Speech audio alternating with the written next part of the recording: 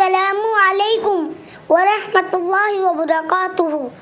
پیارے دوستو، اگر یہ بل پاس ہو گیا تو اس سے کتنا بڑا نقصان ہوئے گا تو ویڈیو میں سنیے۔ تو چلیے اسٹارٹ کرتے ہیں۔ تو بی جے پی کی حکومت پورے ملک میں وقف کی جائیداد کا جو بل لے کر آئی ہے، میں صرف مختصر سے الفاظ میں اپنی بات کو بول کر یہاں سے رخصت ہو جاؤں گا کہ اگر یہ خدا نخواستہ یہ بل اگر قانون بنے گا تو کوئی بھی وقف کی پراپرٹی مسلمانوں کے پاس نہیں رہنے والی، سب حکومت کے قبضے میں چلا جائے گا۔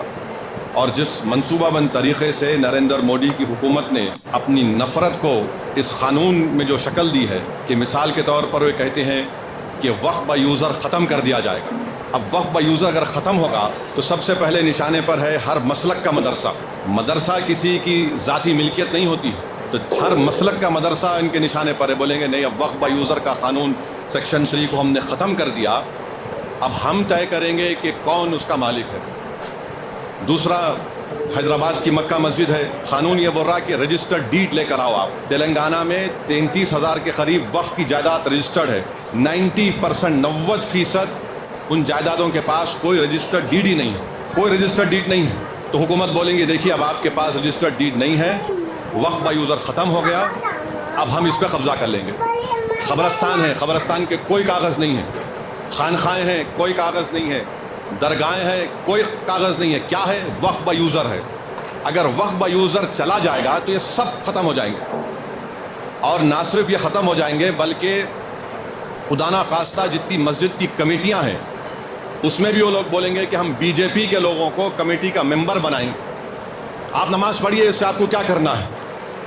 اور یہ بل میں یہاں تک لکھا گیا ہے کہ اس اگر وہ قانون بنے گا تو اس کے رولز بھی نریندر مودی دلی میں بیٹھ کے بنائیں گے۔ اس بل میں یہ بھی لکھا گیا کہ اگر وقف بورڈ کسی کے خلاف ایکشن لینا ہے تو نریندر مودی سے پوچھنا پڑے گا۔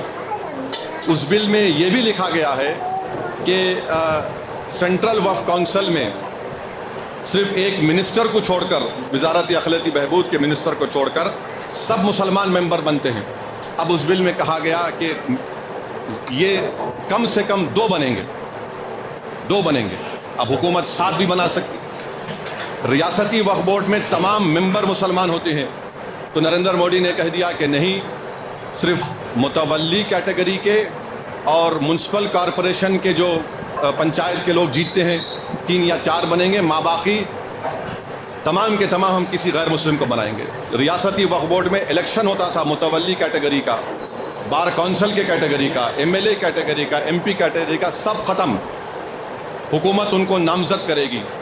اور یاد رکھیے، میں کھل کے کہہ رہا ہوں، اس کے پیچھے یہ لوگ بھی ہیں جو ختم نبوت کے منکرین ہیں۔